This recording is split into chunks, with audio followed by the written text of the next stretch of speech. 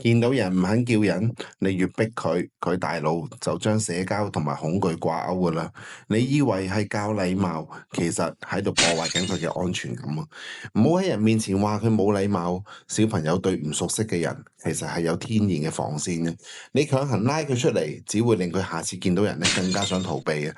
心理學話你知，小朋友睇大人係由下而上巨大嘅身影，加上陌生嘅聲音啦，大腦係會自動啟動戰鬥或者逃避嘅反應。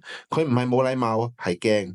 社交要有緩衝空間，你要用3級社交緩衝法，由遠至近，幫佢大腦慢慢適應對方嘅存在，而唔係一步到位。